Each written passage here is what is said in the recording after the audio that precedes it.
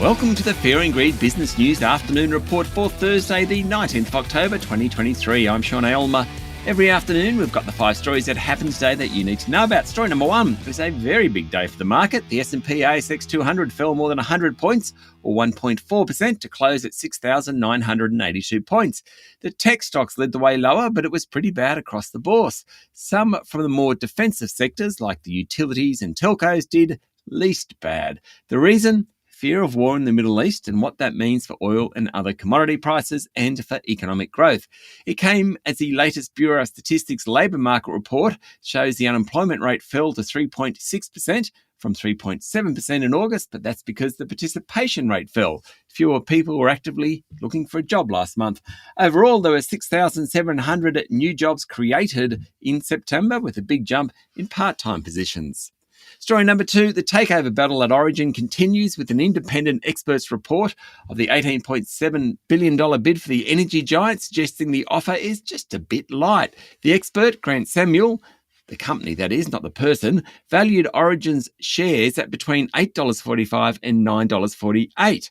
Now, the midpoint is $8.96. Brookfield and EIG have offered shareholders $8.81. That's a 15 cents difference.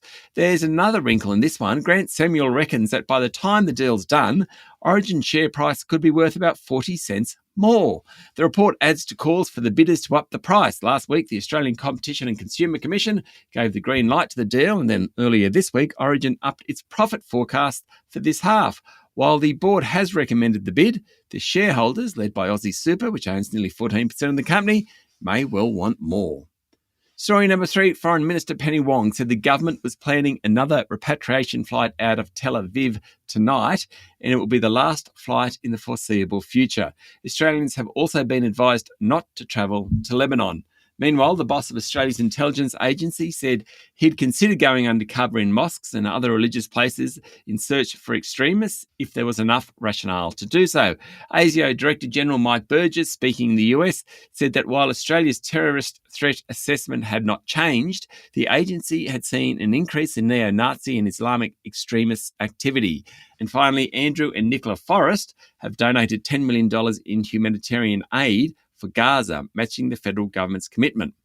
Story number 4, ASX's board of directors has narrowly avoided a second strike at its annual general meeting today, with 21% of shareholders voting against the remuneration report. It was just shy of the 25% needed for a strike. Now, strike 1 was last year's AGM, and if strike 2 had happened today, the whole board would be up for re-election. Shareholders haven't been happy since ASX mucked up its CHESS replacement project late last year. The CHESS project was written off, triggering a $250 million write-down.